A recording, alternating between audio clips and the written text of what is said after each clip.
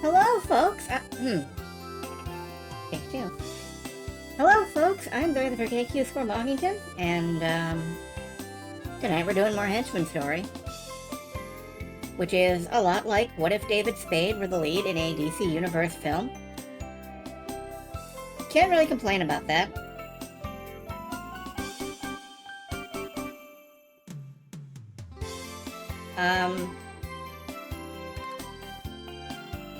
Don't have a lot to say right now. Kind of in a tired mood. But happily this one is largely voiced. So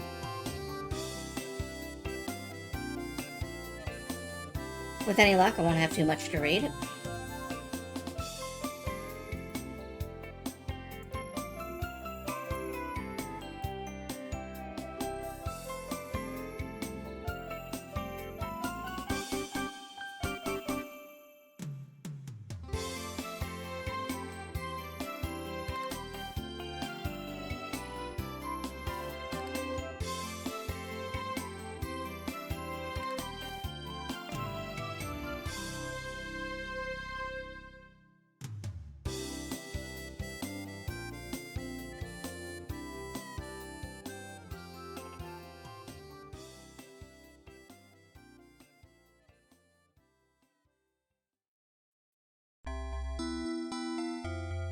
Yeah, I don't know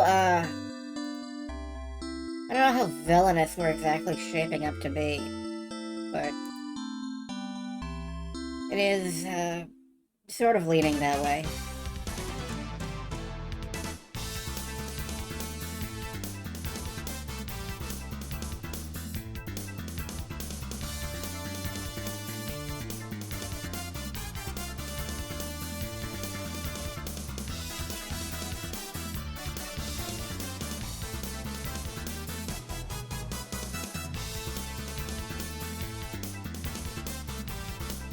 Just making sure all of my social media stuff went out, which it did.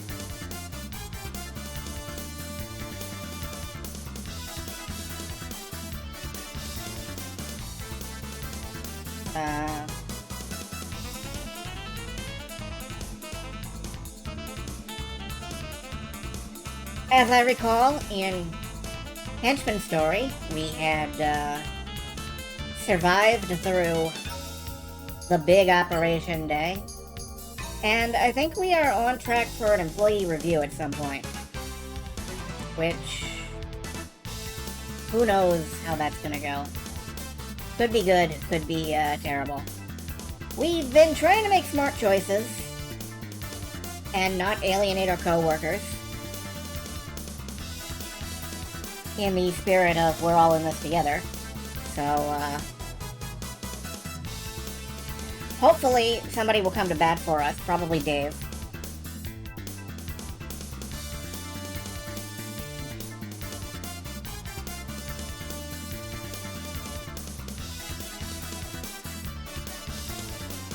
But yeah, it's been a fairly standard Rentai visual novel.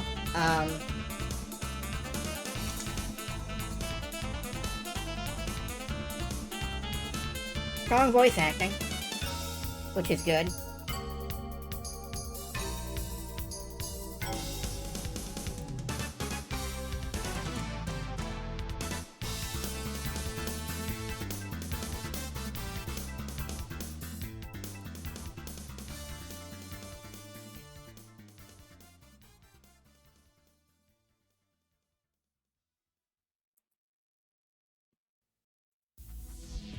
About 30 seconds left to go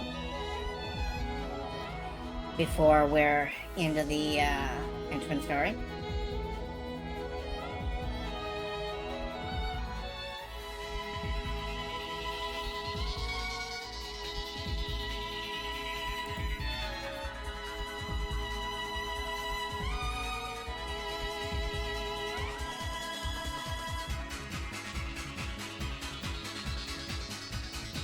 And unfortunately, we'll have to cut this track off, which is a shame. but let's go over here. And I am invisible. Why is that? Oh, I didn't start this at... Oh, okay. Well, it's fixable. Turn off the morphin grid. There we go.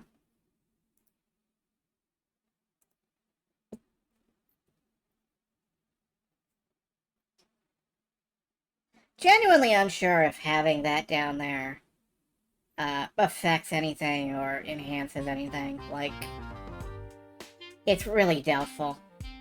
But I'm vain enough to put my head down there anyway.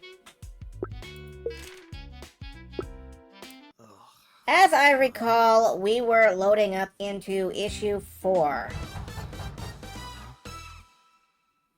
Which I do not remember what the name of it is, so... Huh? I managed to open my eyes just enough to see my clock. It's an hour before my alarm is set to go off, and some asshole is knocking on my door. A whole hour of precious sacred sleep gone, taken before it's time. If I had the energy, I'd go rip whoever does a new one, but since I don't, I just roll out of bed and waddle wearily towards the door. Yeah, just a second. I throw on a t-shirt on my way there, and when I arrive at the doorway, I slam my fist on the control panel with contempt. Raid. Apparently it's Saria at the door. Hello, Saria. Glad to have you in. A few minutes ago, I was watching Saria do dodgeball runs. And...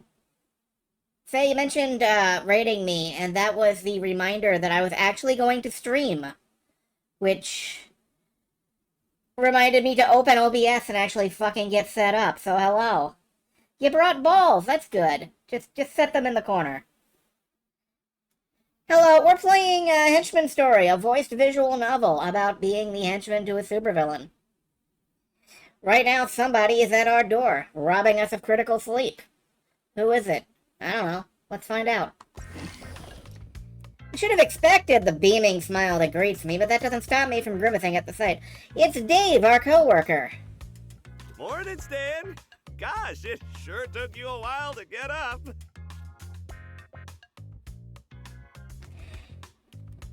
I operate on the principle that all of your co-workers are important because they will come between you and certain death. Dave has been testing me. Took a while. Dave, we don't have assembly for like 1,000 years. Why are you even here? Actually, Stan, that's the thing. You don't have assembly today. Here, this was at your door. Dave hands me a small note. I rub the sleep from my eyes and I read it aloud. Henchman number 065. In light of our administrative changes and our integration of the Henchman program, you are scheduled to receive an in-depth review of your recent performance today. Yep, we got our performance review. Arrive in room 243B no later than 8:30 a.m. Failure to comply will have dire consequences. Yikes, that seems a little over the top. Yeah, there's no narrator voice, but there are voice actors, and I really respect that. Wait, if this was just posted here this morning, how did you know to come wake me up? Oh, I didn't. Mine's not until tomorrow. But I figured there was a slight chance you might have an early review, so I just wanted to make sure you were ready anyway. Better safe than sorry, right?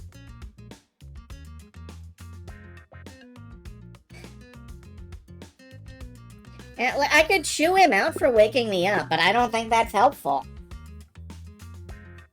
Launching an attack against your own front is rarely rewarded in the end, so...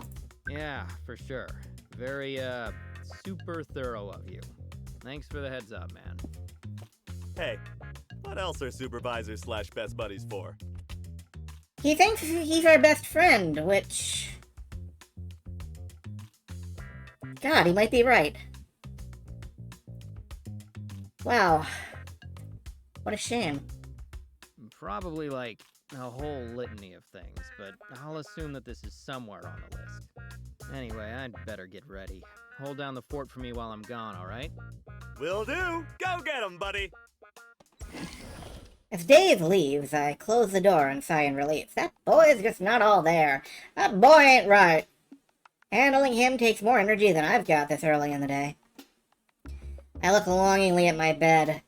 I probably have time to squeeze in a little more sleep, but since I'm already up, it's not worth the risk. May as well just go ahead and hit the showers. After showering, changing, and spending several long minutes trying to stave off a general sense of impending doom, I make my way to room 243B. While I've never been to that room specifically, the meeting's in.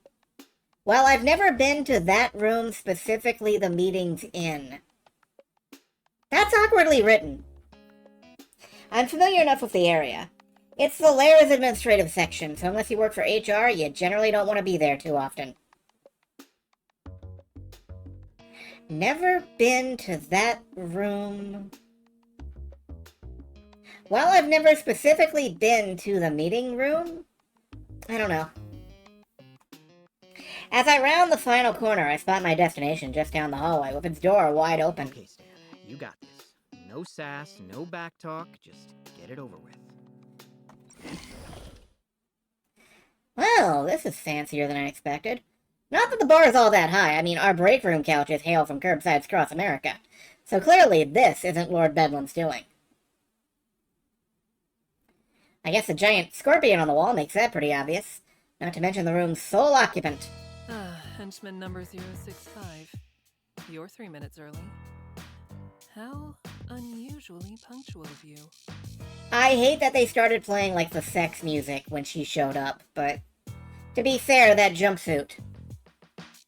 Unusual? No, I'm Mr. Punctual. That's me. I just love being on time. Not according to our records. Or your late departure from the scene of Wednesday's operation. Oh, right. That thing. Thanks for the save, by the way. I wasn't looking forward to another beating from Miss Dynamo. I have a feeling she was gonna break something this time. Think nothing of it. That child is like a barking dog. Loud, but stupid. Dealing with her was no trouble at all. So if you'd like to thank me... They've gotta be sisters or something. They've gotta be related in some way.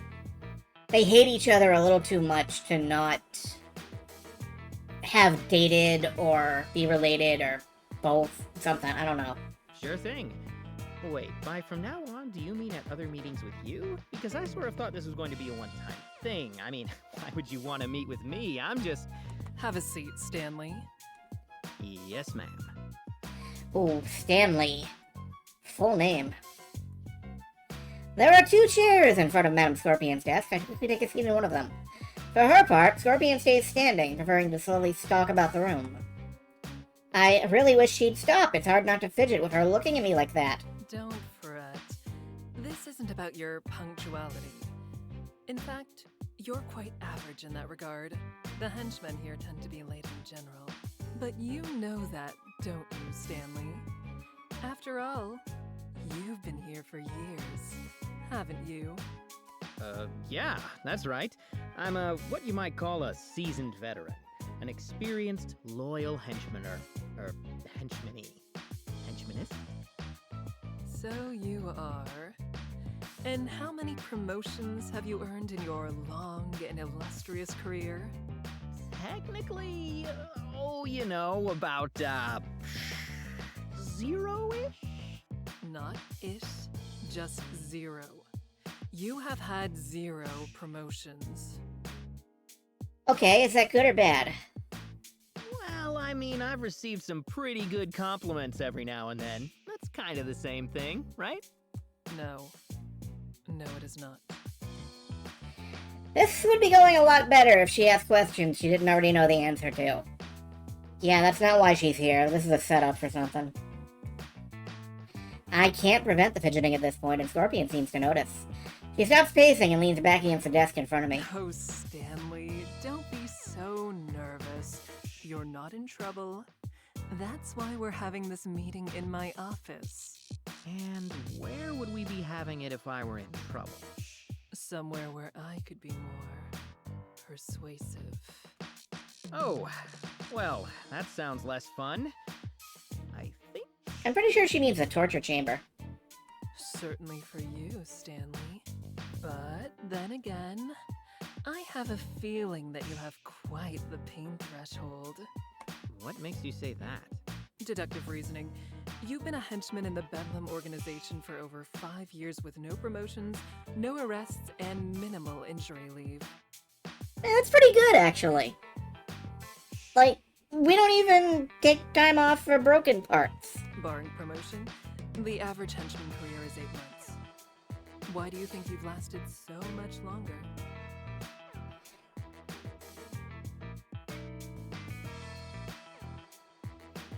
Well, I work smarter, not harder. Well, you know, life's not a sprint, it's a marathon. And that means you've got to pace yourself. I have no use for vague metaphors, Stanley. Be specific. Damn, there goes my best bullshitting tactic. Okay, what I mean is, the thing about being a henchman is, we're not really supposed to beat the superheroes, right? It happens every now and then. Yeah, but not often. And when it does, usually we've got some crazy advantage. You can kind of see it coming. A lot of guys don't get that, though. They're always trying to win. Me, I know my role. I know what I'm up against. So maybe sometimes when I'm lying on the ground, seeing stars, and I know that getting back up isn't going to do any good, I just stay down.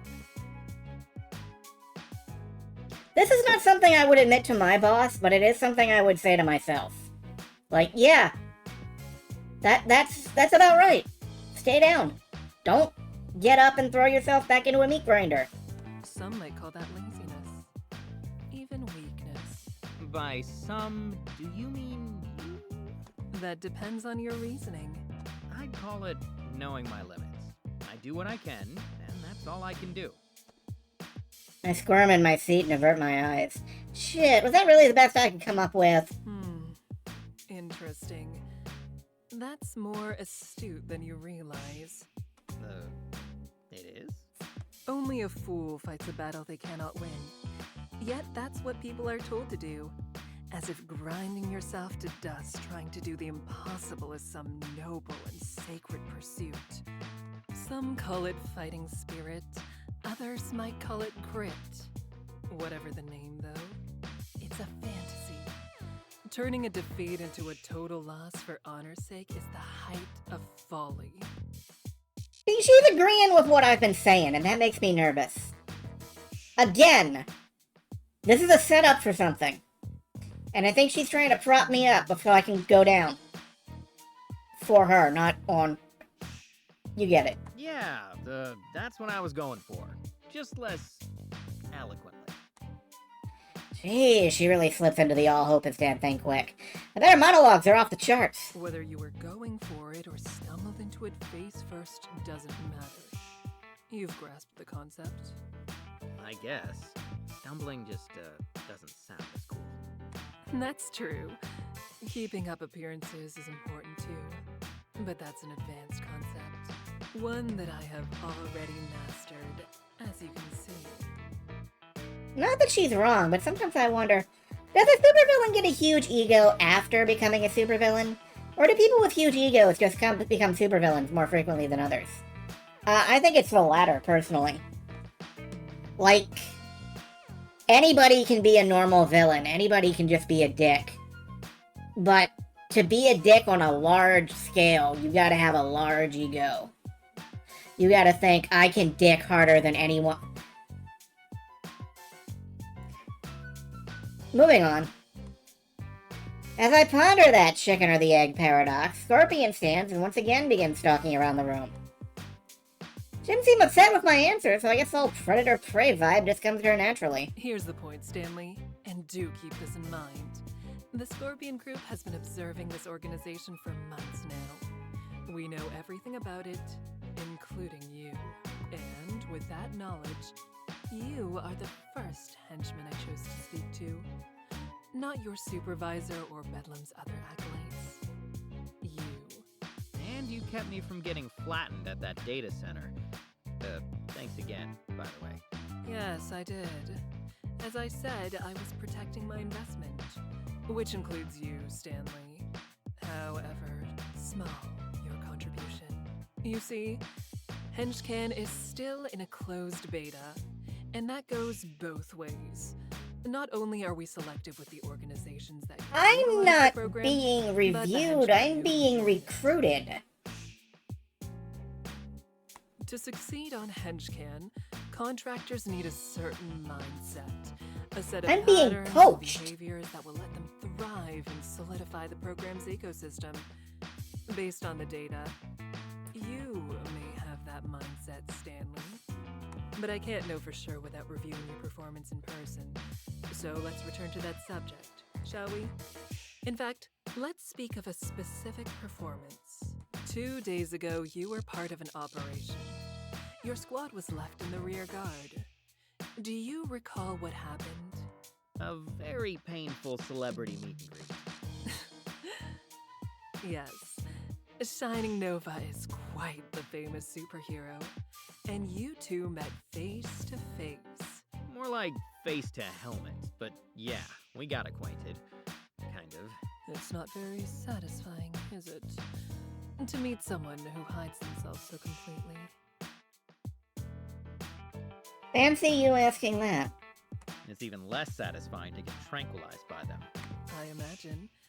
Fighting someone is so much more intimate when you can see their eyes, their hatred, their fear, their pain. I'm, usually on the opposite end of that last part. That's too bad. Feeling pain is well and good, but you can't really appreciate it until you've given it too.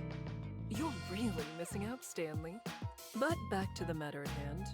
You were the final member of the rear guard to engage Shining Nova during that operation, and you did so alone, after your colleagues had all rushed in at once or fled. When you put it like that, I sound pretty stupid. You certainly didn't have the odds in your favor. In fact, we did an exact calculation of your chances of success in that scenario. They were 600,000 to 1. Well, could have done worse then. And now I sound really stupid. If your goal was to succeed. But you weren't trying to succeed, were you, Stanley? Not in the traditional sense. Why don't we review your moment-to-moment decisions during this encounter? Do we have to? Okay. Scorpion strides over to her desk and presses a few keys on the fancy-looking keyboard resting on it. In response, the equally fancy holographic display sitting next to it comes to life. The display morphs into a miniature recreation of the research lab we raided on Wednesday. It's really exact, too. Too exact to be a recreation. This had to be footage from somewhere. Once it's in place, Scorpion gestures to the footage. So, Stanley, here you are. You were faced with an A-list superhero all by yourself. What did you do? I look at the display. She's definitely watched it before. It's not like I'm gonna tell her anything she doesn't already know. Oh, this has to be on purpose. Well, I figured that if I didn't move, I was going to get blasted in the face, and everyone attacking at once had just failed pretty horribly. So I just kind of dove for cover. That's sound reasoning. If unconventional for someone of your lowly rank. Yeah, most henchmen just charge in. Diving for cover is an advanced move. Unconventional how? Seems like common sense. Statistically, of course. Typical henchman reactions to a threat are to flail wildly in some pale imitation of attack or to flee in terror. Every now and then you may see a few try to avoid a specific attack, but it's rare for such an attempt to succeed.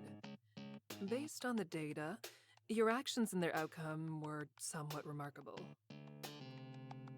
I guess that makes sense when you think about it. Most of the heroes you meet have superhuman abilities, and most henchmen don't, so even avoiding a single blow is difficult. So, does this mean I have some kind of enhanced reflexes or something? Oh goodness no, Stanley. Just look at you. Madam Scorpion advances the footage, and I see myself diving desperately for cover. I look a bit like a fish jumping out of the water. There's no real coordination. I just kind of flop around. Yeah, I guess I see your point. I should hope so. You land with all the grace of a bag of yams. That's a great line delivery. A bag of yams.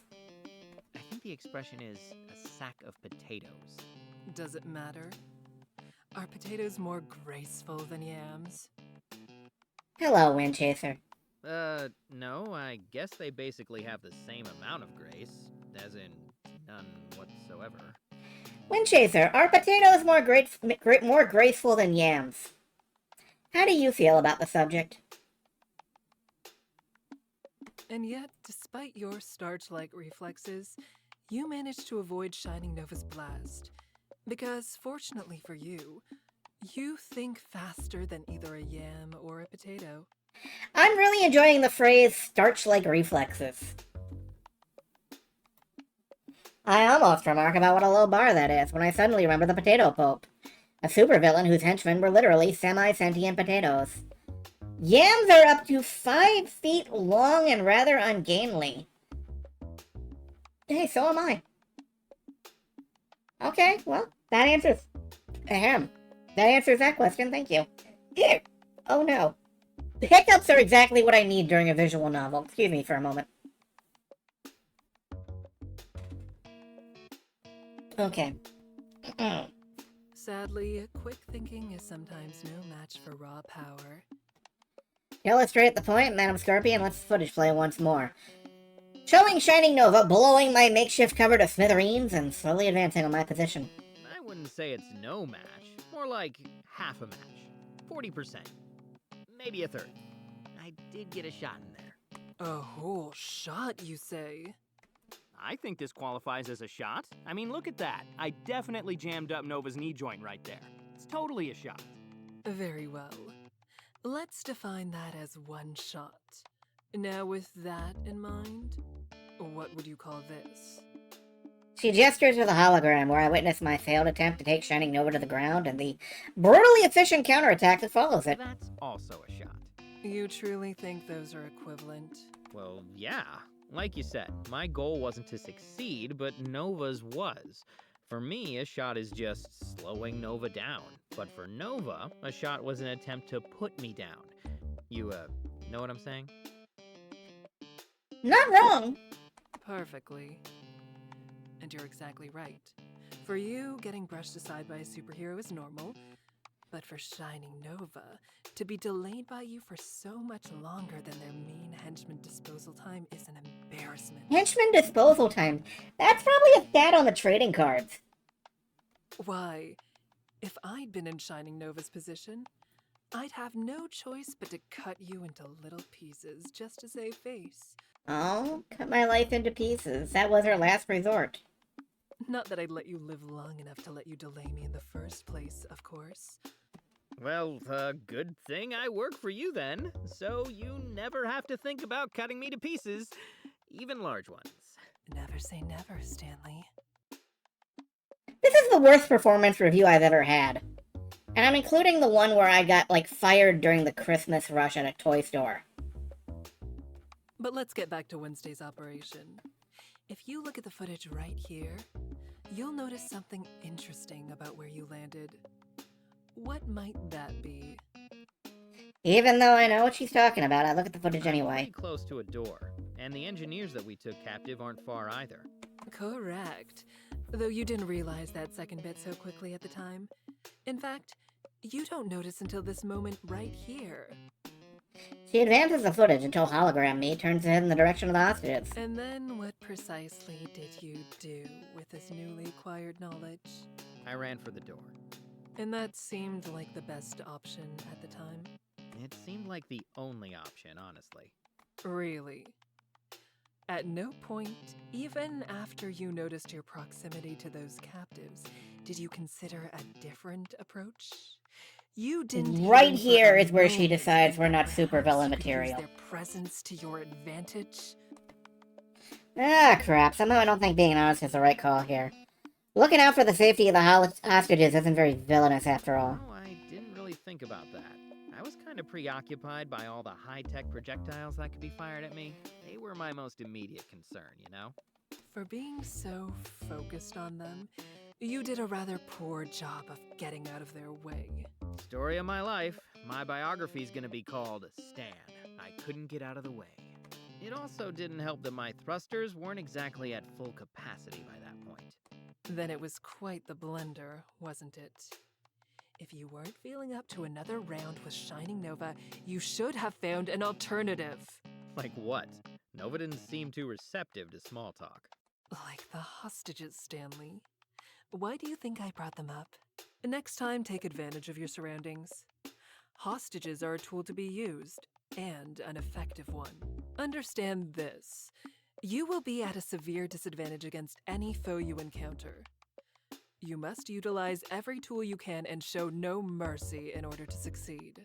Use all the tools, hold the mercy. I'm on it, boss. For a moment, Madame Scorpion just stares at me. It takes all my concentration not to break eye contact. Somehow I think she knows I'm full of shit regardless. See that you are. It's for your own safety. This game is wouldn't on want heavy sale. anything Yes, it is. unfortunate happening to you out there, would we? I don't know why anybody would, like, trot off and buy it immediately, but it is on heavy sale. And, glad of that. And we certainly wouldn't want to demonstrate what happens to subordinates that fail to learn from their mistakes. There it is. The you have failed me for almost the last time, and we didn't even fail her. So that's disappointing. Now then, I think we've seen enough of this, haven't we? She finally turns off the hologram, thank freaking God. The first time I've watched myself get humiliated by a superhero, and I have to say I could live without the experience. So, Stanley, after reviewing the footage, would you say this is a normal operation for you? No, definitely more exciting. And after our review, would you say that you performed better or worse than your peers in this scenario? Well, better, but... And how were you compensated for this operation compared to normal? How about compared to your peers? I'll answer for you. The same on both counts. But that's how it works, isn't it? You're paid a salary, and that doesn't change when things are harder or your performance is better. That's how salaries work. No, you can't earn more without a review like this one, and they don't come often. Here it comes. Stanley, what if I told you that you can? She's hitting us up for recruitment, and you know what? I'm staying loyal. Lord Bedlam has treated me right, and I don't care if she's more expensive. She's also way more dangerous. You mean Henchman? Exactly. I admit, I wasn't entirely sold on the name until we focus tested it with a few slogans. But it really works, doesn't it? That's assuming I get a choice here. I guess so? Where are you going with this? I'm getting to that, Stanley. But first, why don't we turn this discussion inward? What drives you, Stanley? That's it. Speaking of being on sale, Henchman story-wise. This game is also sold with penny larceny. Gig economy supervillain. And while that's not on sale, it did get recently delisted from itch.io in the recent bullshit kerfluffle. So, you know, if you haven't picked that up yet, I would recommend that one. Yeah, I prefer bullshit kerfluffle, thank you. What do you mean? I mean that as a henchman for Lord Bedlam, who or what do you serve before all else? I mean, as a henchman for Lord Bedlam, who do you serve beyond all else? Lord Bedlam. Like, how is that a question? That's pretty obvious, isn't it? Lord Bedlam pays the bills, so that means what he says goes. My, it must be lovely for Lord Bedlam, having such absolute loyalty from his subordinates. Well, loyalty. The word absolute is a little restrictive, isn't it? But you just said you serve Lord Bedlam above all else, did you not? I meant like in a professional sense. So within my job description. I think that's fair. There. Repeat what you just said. I think that's fair? Right. You are doing what you think is fair. You. I do my best to avoid giving the dangerous, possibly psychotic supervillain a skeptical look, which is pretty hard considering how little sense she's making right now. Sorry, I don't think I follow. Very well. I shall explain you to yourself. During your everyday tasks, you trend right inside the average by every available metric. You do not perform better or worse than any of your fellow henchmen. You are perfectly commonplace. But when you are personally at risk during operations, you are suddenly head and shoulders above the pack, despite having no powers or exceptional athletic background. In other words, Stanley, you are performing at the optimal level for your own self-interests. You have found exactly how to do your job and collect your paycheck with as little pain and effort as possible. Living the dream, baby! Yeah, that is exactly how you're supposed to do it. Like, that is exactly how you're supposed to do it. Ah, crap, this took a nosedive real quick. I raise my hands in front of me and shake my head in No, denial. you've got that all mixed up. Look, You're the one who has things mixed up. It's a good thing. Why should you try to perform any better when you have no incentive to do so? Should you throw yourself at superheroes based on the distant dream of a promotion? Of course not. Joker has a great dental plan. If you, like, wind up chattering teeth, yes. Like, I'm pretty sure you can get fitted for those at any time. No. You have learned that the optimal path forward within this system is to intentionally perform below your potential. So that's what you do. And make no mistake, you have potential, Stanley. Madam Scorpion pauses to examine me once again. This time she leans closer. I try and fail not to All flinch. you need to bring it out is a system that rewards you appropriately. And this, Stanley, is what I have been getting at. Henchman is that system. With Henchman, you would be rewarded based on the work you do. If you accept more gigs or more difficult ones, then you earn more. If you perform better on a gig, you earn more. It's simple. Take Wednesday's operation, for example. You would have been paid better than your peers for that, and certainly better than your supervisor. He's uncomfortably close now. I can't lean further back without tipping my chair over. And for whatever reason, I can't bring myself to break eye contact. You ever looked over the edge of a cliff and just had this weird urge to jump, even though you know it would kill you? Looking into Madam Scorpion's eyes is like looking down that cliff. How would that make you feel? Good, I guess. But, I work for Lord Bedlam. And? He employs you, but should he own you? Your days could be his, and your nights She leans closer and places her hand on my shoulder. I feel myself go rigid. could be mine. You mean Henchman, right? Your program? Why, of course, Stanley. That's what we've been talking about this whole time. You're exactly the kind of candidate we need. You'd be just perfect for it. Before my brain can reboot and offer a response, Scorpion removes her hand and turns back to her desk. Only now that she's let go do I realize how sore my shoulder feels. And as it happens, I know of a gig tonight that would be an excellent trial run. You should sign up.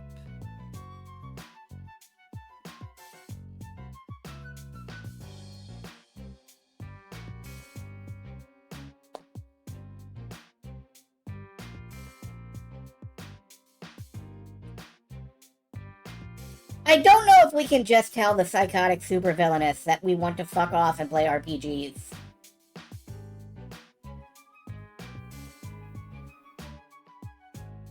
However, I think we are going to tell the psychotic supervillainess that we want to fuck off and play RPGs. Let's drop a save first.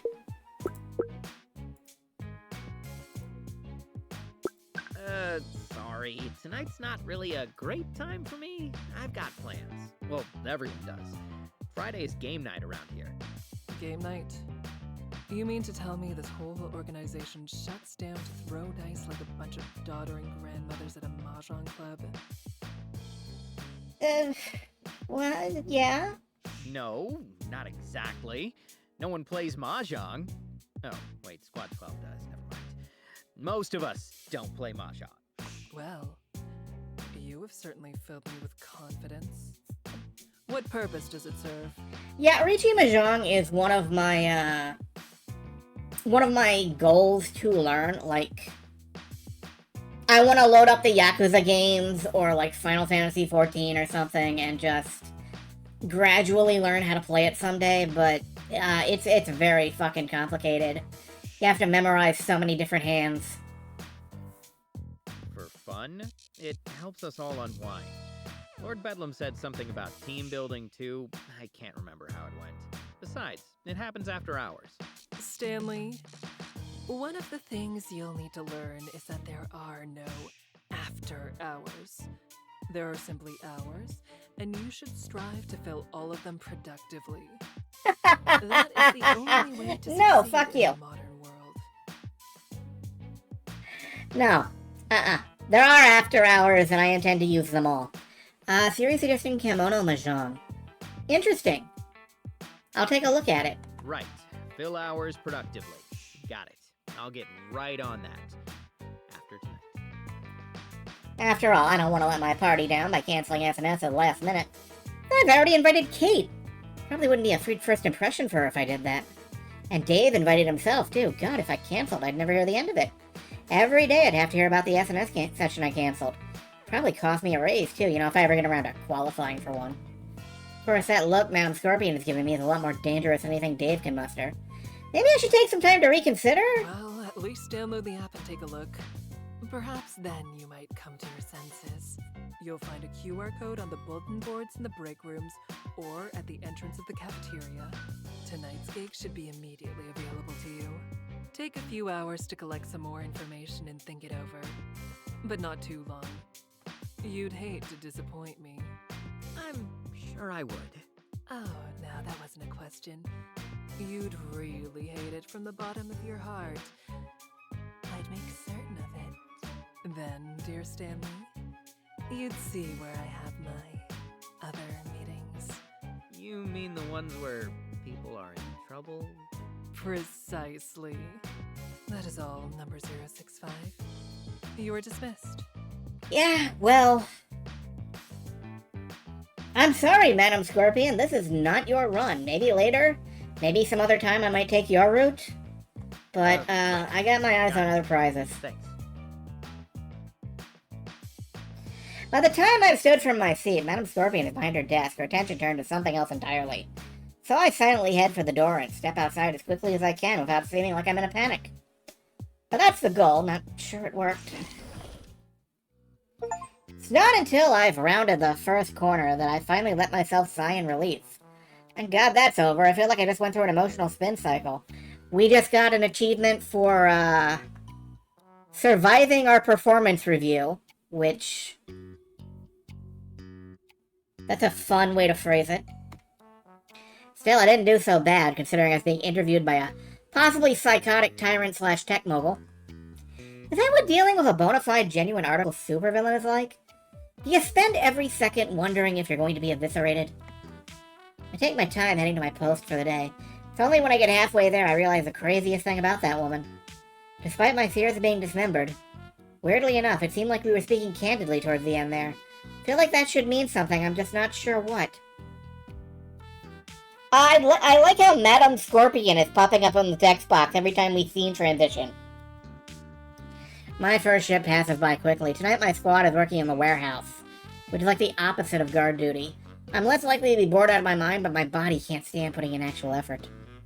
Luckily, I don't think Dave knows how to read our inventory system, so I just need to look like I'm working hard. The key is to let him see me lift a few things early and then stay out of sight as much as possible. All that time and energy I put into avoiding work has given me quite the appetite, and by the time we head to the cafeteria, I'm absolutely starved. Ah, shit. Yeah, what's wrong, buddy? I forgot that Chef Antonio and I are at war. Metaphorically, I mean. Don't worry, it's not actual war. Oh, good. I was about to say. I know you were, Dave. Anyway, I think I'm just going to skip the line and get a table. So, would that be a metaphorical retreat? I prefer to think of it as guerrilla tactics. If he asks where I am, tell him I'm in medical. Doing my best to avoid the all-seeing eye of Chef Antonio. I find an empty table and have a seat. I drum my fingers on the table and try to think of anything but the food everyone else is eating. Sadly, my stomach has other plans and it lets out a loud growl. You filthy traitor. I love how Madam Scorpion keeps popping up in the text. That's terrifying. It's like she's watching us 24/7 now. That'll learn it. Show that organ who's boss. I look up to see Kate take a seat across from me, training. She's in my tummy. Isn't that kind of game? Damn right. You've got to keep them in line. Sometimes instead of doing cardio, I just berate my heart for an hour. What do you mean sometimes? Wouldn't that imply that you do cardio in the first place? For your information, routinely fleeing colorfully attired walls of muscle is a wonderful fitness routine. It's like Pilates for masochists. Oh, is that how you pronounce that? I've been pronouncing it pilates. Pilates? Okay. I feel like you don't know what Pilates are. All I know is that they usually involve a gym and yoga pants, and I can't see myself inside either of those things. Technically, you're not wrong, and yet you're definitely not right. Kate eyes the empty space in front of me. Still haven't made peace with the chef, huh? Nope, this is grade A eternal nemesis level conflict. We're destined to battle until the end of time. Pilates sounds like an Italian dessert. Yeah, like... It sounds like if you reverse engineered it, it would be like little pastry pillows, like puff pastry, poof puffs. It's poof puffs. The delicious breakfast cereal treat for ages 6 and up. Yeah, well, I don't think that treacherous stomach of yours can last that long. Seriously, just have some of my... Well, gosh, Stan, you didn't tell me you made a new friend. Hi, Dave. Before Kate had time to react, Dave had set his tray down at the table and extended a hand in greeting. It's a real pleasure to meet you, miss. I'm Dave, squad supervisor. Good to meet you. Kate extends her hand and receives a firm shake in return. Once Dave lets go, she points to the name tag that's still on her uniform. I'm Kate. She's the rookie I guided around yesterday. Just happens that we have the same lunch block, so... Wait, are you still wearing that name tag? Yeah, is that a problem? No, it's just that I don't think you have to anymore. That was a one-day thing. I guess not, but I'm still new, so it's easier for people to learn my name this way. Eventually you'll get a number. Yeah, she's just being considerate, Stan. Gosh, you millennials have no manners. Dave! Dude, you're a millennial, and I'm pretty sure I'm older than you. Oh god, I'm older than you. I have had that reaction. Oh god, I'm older than you. It's this social media. That's what my papa said. Everyone has to clap back or back clap or post little emojis of clapping. Yeah, I mean, if you're gonna clap, do it to my face, you cowards. Am I right? How dare you encourage this? Oh. That was a mean laugh, but with a laugh. Encourage what? A blossoming friendship? More like an unholy alliance. I think I was safer with Scorpion. You met Madam Scorpion? When? This morning, Stan had his big review. I made sure he was up extra early to prepare, though, so I'm sure he aced it. Right, buddy? Let's not get carried away. I survived. Well, don't sell yourself short, because that's not always the case. Believe me. So, now that you've seen her face to face, what do you think?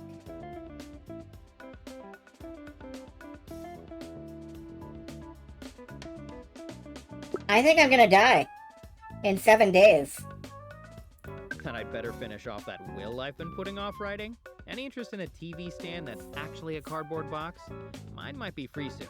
You know, after Scorpion murders me. Why? You didn't piss her off, did you? No, she just gives off this sense of impending dread is all. Even when she's talking about something completely normal, I feel like some horrible act of violence could happen any second. Stop smiling about that, Dave. Yeah, that sounds like Madam Scorpion. Is it me or did we not get the rest of that line? We just got a yeah. Well, if something like that were to happen, surely you'd have done something to instigate it, Stan. She's our superior now, after all. What does that have to do with it? Just because she's your pseudo-boss now doesn't mean everything she does is deserved. Sure it does. If I ever have to punish a member of my squad, it's only because they deserve it.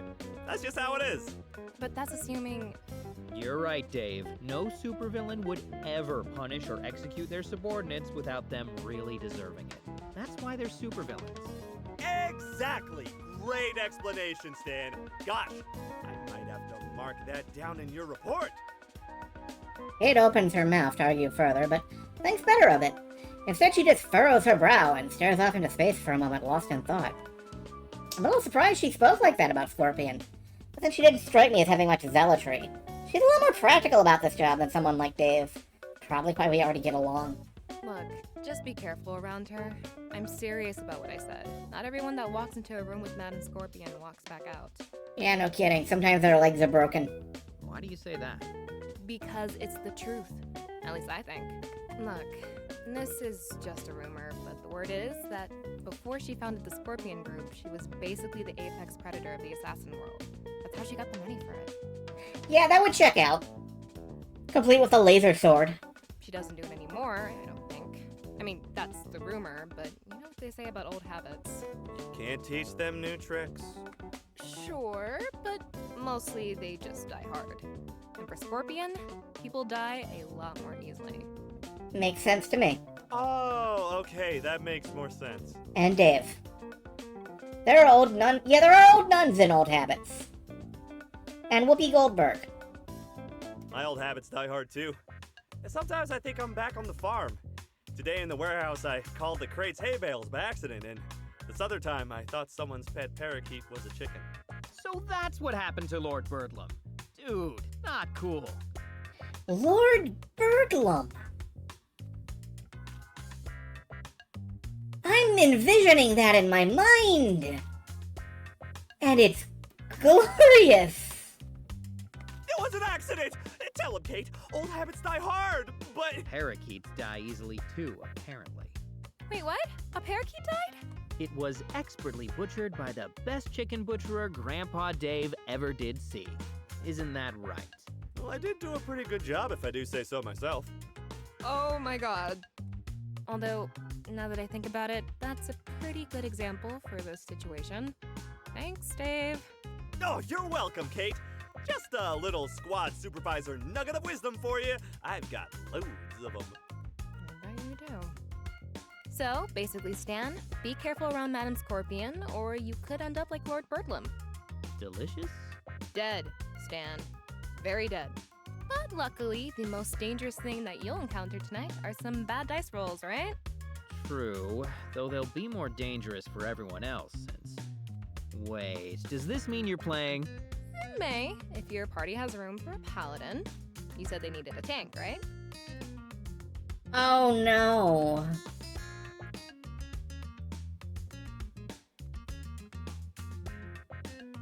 Yeah, I've just put 2 and 2 together, and I'm now 95% sure that Kate is Shining Nova. What other evil villain henchman would come in and immediately demand to play a paladin? Yeah, that's perfect. Just a normal paladin, though? Anytime someone plays a paladin around here, they're usually a dark paladin instead. Because, you know. Oh, right. I mean, of course it's a dark paladin. I just figured that was obvious. Wasn't that obvious? Yeah, no, you're lying. I'm 95. I just pegged it, I'm pretty sure. Neat! You invited Kate to our SNS game too! That's great! It'll be a great chance to do some team building. You're playing too. Stan didn't tell me that. What class are you gonna be? I'm a ranger because I'm so good with animals, like I said. Good's certainly a word for it. You know, when you said you grew up on a farm, I thought you farmed something like corn or potatoes. Not that you were slaughtering chickens. Oh no, we farmed vegetables too. We were pretty much self-sustainable. Gramps said that we needed to be for when the government collapsed and society descended into chaos. Oh, this explains a bit. So Grandpa Dave was a doomsday prepper, huh? I take it you guys had a bunker out there too? How did you know about the bunker? How did you know about your bunk beds? You just guessed, right, Stan? Yeah, just a lucky guess. I always wanted a bunk bed. If I could, I'd install one in my own room. Not to share, just for myself, you know? For the experience. Kate and I share a wide-eyed glance. Yeah, the Lord Bedlam zealotry is really starting to fit together now. Guess Lord Bedlam is the new Grandpa Dave. Kate and Dave continue to discuss plans for tonight's session, but I tune it out. I've forgotten something important. Ah, shit, the gig. I got so into all this talk about spells and swords, I forgot all about it. So, not to change topics or to kill anyone's enthusiasm, but I may have gotten ahead of myself about tonight's session. What's wrong? Is a dark paladin not villainous enough? Do I need to be a demon paladin or something? Dude, that would rule. No, there's definitely enough villainy. It's just that something else happened in that review. The thing is, Madame Scorpion asked me to sign up for a Henchman gig. Tonight. Wow, that's great, Stan!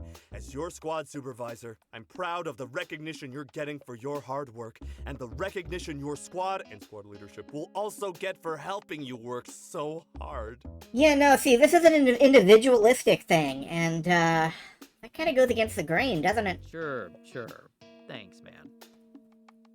I looked at Kate, not sure what reaction I should be expecting. Disappointment, maybe? The reality is more along the lines of pensive silence and hint of concern. Did she say what the job was? No. There's a few more details in the app. Here. Pull out my phone, open the Henchman app, and hand it to her. She won't find much more information there.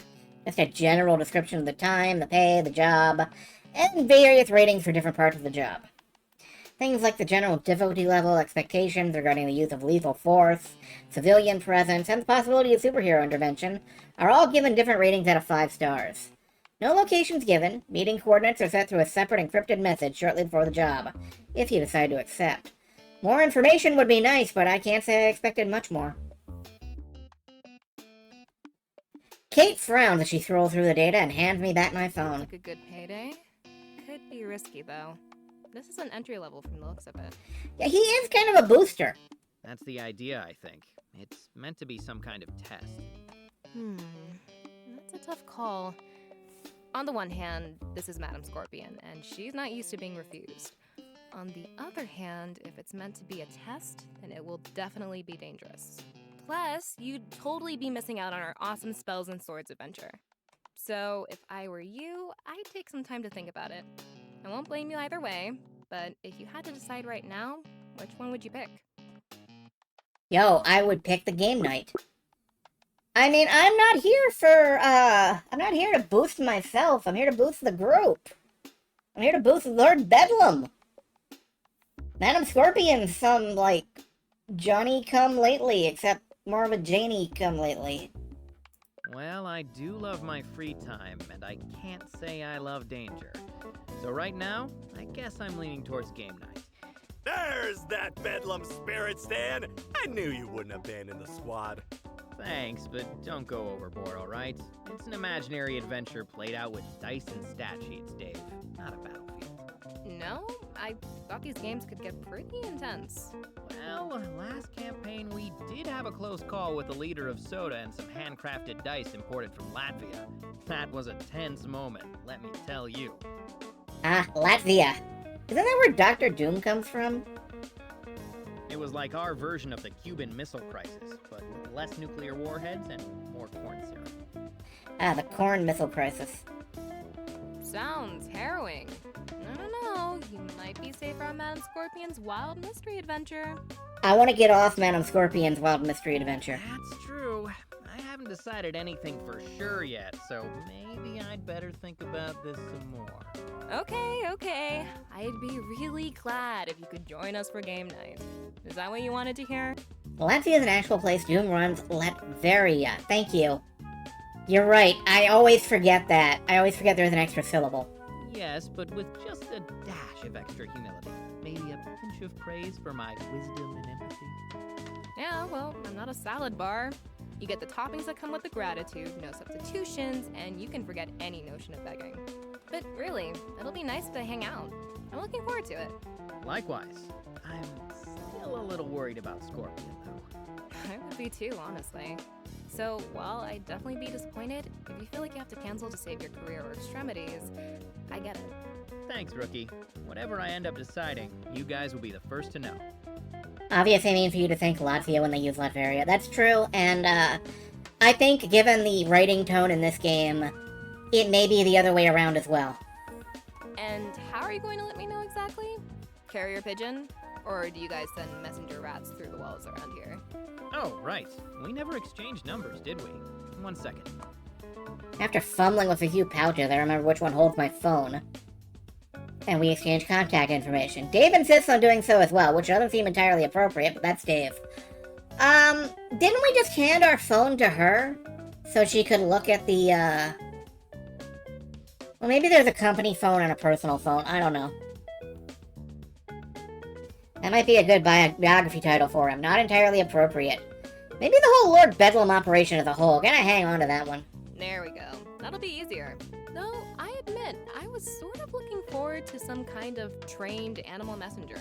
Honestly, they might be more reliable. The reception in a secret mountain base isn't great. Big shock, I know. The rest of lunch is filled with small talk. Nothing groundbreaking, but it's oddly relaxing. Kate's better at redirecting Dave's enthusiasm, and he only mentions he's a squad supervisor like 3 or 4 more times. My previous worries about his addition to the spells and sword session are nullified. With Kate around to tame him, it could actually turn out well, or, dare I say it, fun. That is, if I decide to go to it. See where my head is at in a few hours.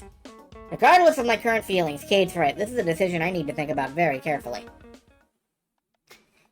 As the day drags into the late afternoon, I return to my room to change into a spare uniform and freshen up. Neither game night nor the side gig feel like the right venue for that sweaty warehouse day aroma. Maybe I should invest in some cologne. Between the sweat and getting thrown into a dumpster, I've had a lot of smells to cover up lately. As I finish buckling up my uniform, I grab my phone from where I left it on my bed. Frowning, I open the Henchman app, navigate to the gig Madame Scorpion had mentioned, and stare. This is it. I've given myself all day to think. What should I do? Unwind with some spells and swords at game night, or take the Henchman gig and go earn some extra money. We're gonna save here. And we can't really tell what... Okay, well, that's fine. We're gonna save over here. We're going to game night. Because that is what's important to me. Personally. I close the app and open my contacts. Extra money would be nice. But Scorpion said it herself. I've gotten this far by taking just the right amount of risk. Maybe this Henchman thing of hers is the future. But right now, I get my check from Lord Bedlam, whether I take that risk or not. Besides, I told Kate I was leaning toward game night, and I don't want to pull the rug out from under her. Inviting her to join the group, saying it was still on, and then backtracking at the last minute, wouldn't be a good look. Not to mention Dave's reaction. I've been hearing about it for months. He's pretty rigid when it comes to chain of command and hierarchy, but he's also big on keeping promises. It's kind of old-fashioned farm boy morality you'd expect out of a guy like that. So while he'd say I was right to defer to Scorpion's suggestion as my superior, his passive-aggressive vengeance would be unending.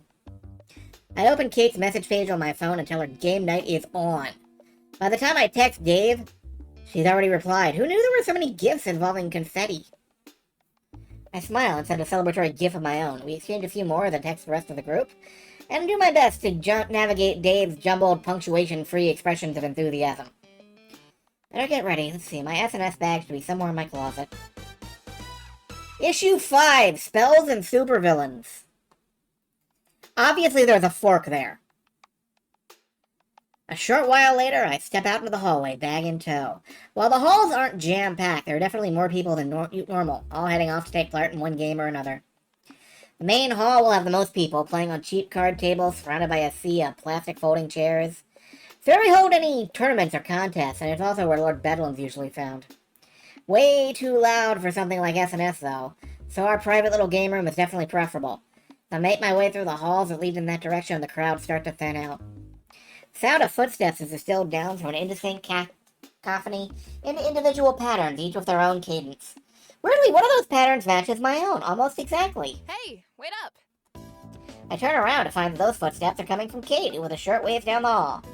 As I stop, she waves and approaches with an exuberant smile. Oh, thank God it's you. I guess I'm going the right way after all. Or the wrong way, depending on your point of view. I pause and glance down the hall. There wasn't a turn or junction for quite a ways in that direction. How long was she just silently trailing behind me? Were you following me? What? No. Okay, maybe a little. These halls are just so confusing, so I figured I'd tag along. I thought about shouting at you earlier, but it's hard to tell people apart from behind around here.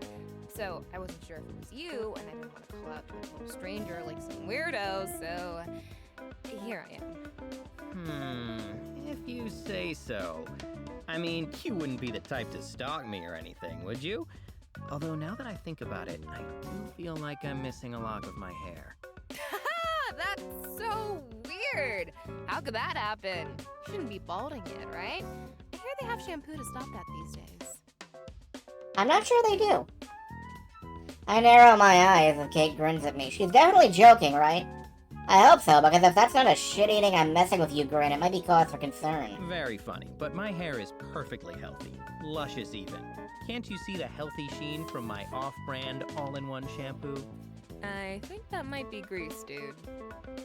I laugh and shake my head. Yeah, definitely just messing with me. Sure, it's a little weird of her to follow me, and we did happen to have the same lunch period. And she seemed almost like she was picking me out specifically when we got paired up for her first day. Nah, those really aren't extraordinary coincidences. Stuff like that happens. I mean, Dave always pops out of nowhere, and I never thought he was stalking me. Not after the first 7 months, anyway. So when he suddenly rounds the corner in front of us as we near the game room, Kate is the only one who jumps. I like the record squealing noise. Hey, gang! Ready for a full night of rousing, family-friendly, and team-building adventures? Family friendly? Aren't we gonna stab some shit? Come on. Jesus Christ, I almost kicked you in the... hi, Dave. Great to see you. She leans closer to me, whispering. Do you get used to that? Never. You just learn to accept it. Great to see you guys, too! Oh gosh, I'm so excited to get started! Come on! Eagerly, Dave practically bounds his way to the game room door and swings it open.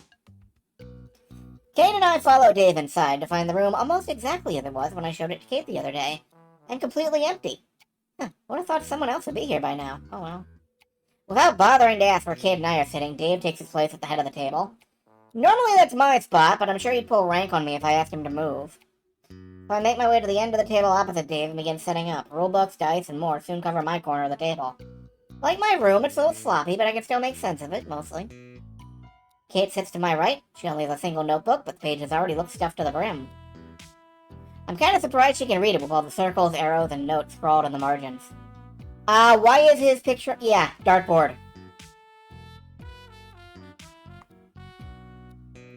She must have seen me looking, because she hastily closes it and slides it further away from me. Her eyes are narrowing as if she's daring me to judge her. I hold up my hands in mock surrender and finish setting up. Once I'm done, I glance around the room. Still no one else. Okay, now it's officially weird. Where is everyone? Pull out my phone. 9 missed messages! Must have been too busy scrambling to notice. Frowning, I opened one. Did they text you? What did they say? I'm not sure whether to say congrats or I'm sorry. Then it has a wincing emoji. What does that mean? Hold on, looks like one of them's calling me. Zach, that you? Where are you, man? I'm at the game room and it's a ghost town.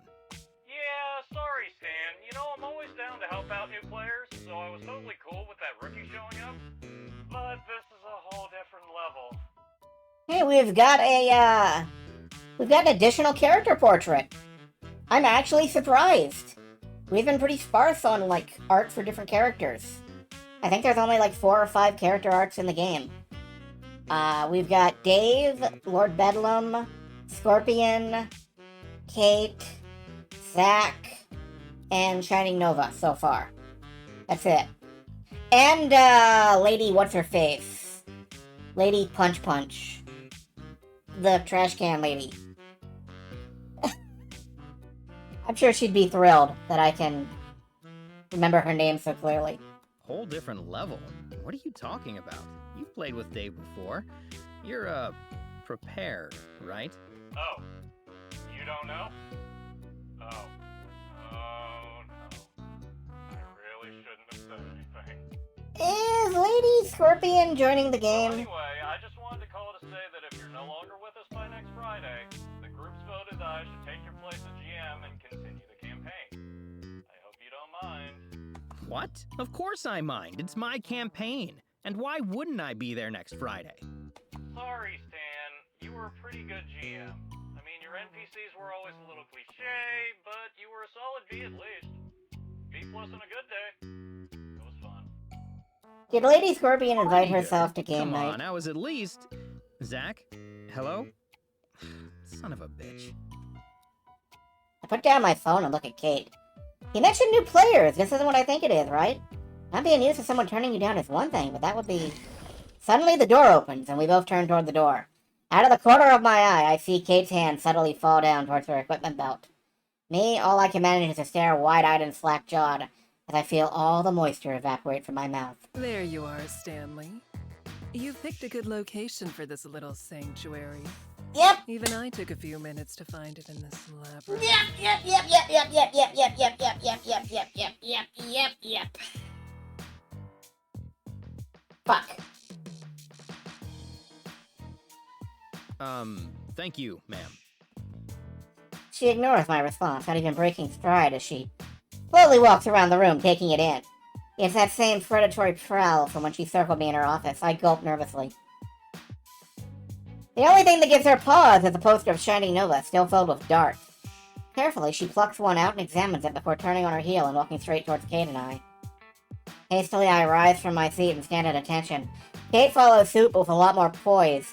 It's hard to tell with the mask on, but she seems surprisingly calm about all this. Scorpion walks toward the table. She casually tosses the dart over her shoulder. It tears right through Dining Nova's forehead and embeds itself in the stone wall behind the poster. Never getting that one out.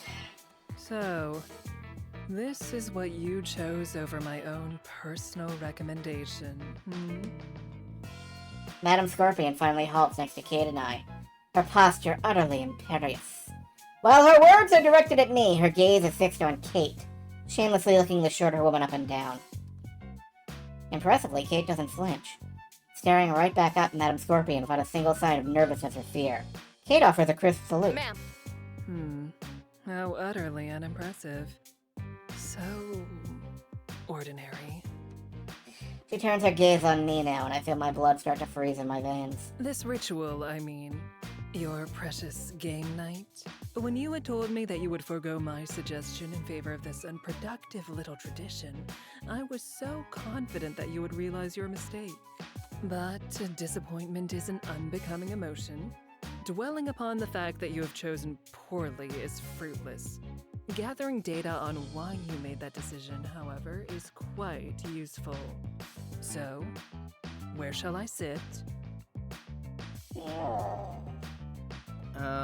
Excuse me? At the table, Stanley? If I am to take part, I need to be seated, correct? I open my mouth to speak, but find myself at a loss for words. She wants to play? Is this for real, or is it another test? Knowing I can't afford to fail it if it is, my eyes flick over to Kate, hoping for some kind of advice. Unfortunately, none is to be found. Kate is far too focused, standing rigidly with her jaw set and her eyes locked on Madam Scorpion. Bart, guess it's up to me then.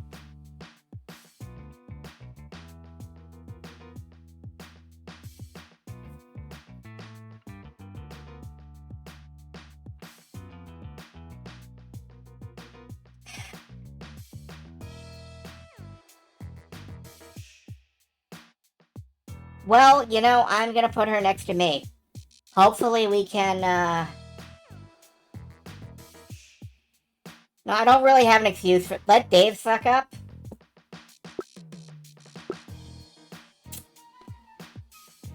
It's tempting, but I'm worried she'll take it as a sign of weakness.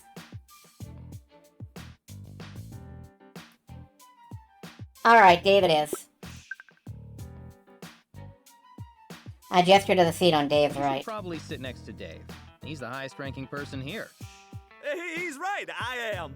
Well, I was until you showed up, ma'am. Madam, your ladyship. Ma'am will do, David. Right, of course, ma'am. Whatever you say, ma'am.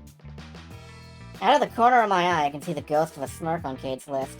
Clearly she approves of this two birds, one stone approach. Now, if anyone's getting in trouble with Scorpion tonight, it's Dave, and he'll be so busy sucking up to her that he won't cause any trouble himself. Hopefully. Very well, that makes sense. Make room, David. Dave hurriedly and unnecessarily moves his chair further away from Scorpion's, as she strides over and takes a seat. Casually crossing her legs, the supervillain examines the other two occupants of the room with a piercing gaze. Know you, David? I already know from my initial reports. You are Stanley's direct supervisor, are you not? Oh, yes, ma'am. My good buddy, Stan, over there. Oh, his friends call him Stan, you see. Well, I'm his squad supervisor, but I'm sure you already knew that. Yes, David. In fact, I just said so myself. Right, you did. I remember now. Anyway, I supervise all of his day-to-day assignments, so if there's anything he did or achieved anything that you need to know more about, just let me know. I try to have a hand in all of my squad's achievements, you see. That's what leading a squad is all about. Just getting all hands-on with every little thing they do, you know? Dave, don't make it sound like you're touching me in the back room. I believe the term for that is micromanagement. Gosh, I don't know anything about that high-tech stuff, ma'am. But whatever it is, it gets the job done right. My, you really are quaint, aren't you? And you speak with this man every day, Stanley? Expression. I think we made the correct choice in putting her with Dave. I don't think she knows what the fuck to do with this boy. Every day. Perhaps you have more mental fortitude than I thought. Already having had her fill of Dave for the moment, Madam Scorpion turns to look at Kate from across the table. But you I do not recognize. You're not with Lord Bedlam's organization. And you don't recognize her, which means she's not with yours. To her credit, Kate doesn't shrivel under Scorpion's dangerous gaze. If anything, she steels herself up even further. I didn't realize she had that kind of grit. That's right, ma'am. I'm Kate. I'm with your Henchman program. Just arrived yesterday. I can see that. Your name, I mean. You forgot to remove your name tag, Kate. Oh, no. That's on purpose. I'm still new, so I thought that would help people remember me. Well, name tag or no, I'll certainly remember you. I don't forget a face. Or much of anything, really. But you've made fast friends, haven't you? How very sociable of you. I try my best to fit in, ma'am. So it seems. And you picked quite the circle to join. Stanley here is someone we've been monitoring very closely. He's a henchman of interest, such as it is. I am? Oh, I mean, thank you. You knew this, Stan. She mentioned it. Scorpion barely turns to acknowledge my words, so I trail off. Her attention is largely fixated on Kate, and vice versa. Wow, I had no idea. I just started hanging out with him because he seemed, well, chill, I guess. Quickly, I seize the opportunity to break the ice that's frosted over this conversation. Thanks, Kate. That's the kindest thing anyone said about me. Think I might have that chiseled onto my gravestone. Here lies Stan. He was pretty chill, I guess. Or whatever. Who can say? Despite herself, I see the corner of Kate's mouth twitch, fighting the instinct to smile. Encouraged, I turn to Scorpion. After a flash of doubt as I meet that razor-sharp stare, I find my voice. Anyway, it looks like all my regular party members are unavailable. So we should probably get started. Looks like the three of you are a party. Light party. The four of us, you mean? 4? Who? Behold! At long last, Lord Bedlam has come to claim his destiny! We have hit the worst-case scenario. 2 bosses at the table. 3 bosses at the table. Dave. Kate, Dave, and I all whirl around as Lord Bedlam arrives, while Scorpion calmly looks on. The masked supervillain practically leaps into the room, making sure to flourish his cape as he makes his grand entrance. Seriously, that was a long walk. Since when did we have a game room in this wing? I walked into at least 3 storage closets. Oh my gosh. Oh my gosh! Dave? Dave leaps to his feet even as Lord Bedlam pauses to catch his breath. Did he run here? Lord Bedlam, sir! Your lordship, are you joining our spells and swords campaign tonight? Dave has reached apotheosis. Indeed I am, my comrade in arms. So I hope you have a glorious game night planned for us, Stanley. I have to hold in a laugh as I raise my hand. Okay, maybe it's a little mean Feels like some sort of cosmic justice that after all that brown-nosing, Dave got mistaken for me by his would-be hero. Villain. Actually, I'm Stan, sir. That's Dave. It's okay, sir. I'm Stan's squad supervisor, so it's kind of the same thing. Oh, sure. Kind of. Not really, but kind of. Lord Bedlam turns to face me, and despite every lazy bone in my body, I rise from my seat. Lord Bedlam is less likely to behead me for disrespecting him than Scorpion, but he's still a supervillain, and my boss, I suppose. The supervillain sticks out his hand, and I follow suit. Before I'm prepared, he's already taken me into a firm, over-exuberant handshake. Good to meet you, Stan. Yes, good to meet you. Again. We've been meeting for a few years now. Yes, of course. You're one of our decorated veterans. A real senior member of the Bedlam team. That was just a turn of phrase. It's just occurred to me that Lord Bedlam apparently has no idea who the fuck we are. And we've worked for him for 5 years. Yeah, okay, that's fine. Lord Bedlam releases my hand and walks toward one of the open seats, his cape billowing out behind him. Now then, it's game night. One of our proudest Team Bedlam traditions. So, Lord Bedlam throws back his cape, pulls out a chair, and takes a seat. Though surely meant to be a smooth, imposing motion, it's quickly undermined when his cape immediately gets caught beneath his butt. After fumbling to free the garment, he rests his elbow on the table and points at me as though nothing happened. so take charge and get this game started. Show us the creativity and discipline that a senior henchman in this organization is capable of. Nervously, I glance around. Scorpion catches my eye first, smiling wolfishly. Clearly, Lord Bedlam came at her behest. I'm not sure if it's another test, a punishment, or both. Either way, she's clearly enjoying it. I look at Kate next, who is smiling pleasantly but can't fully hide her tension. Hard to blame her, this was supposed to be a fun night off, and now she's basically on the clock. Need to apologize to her later.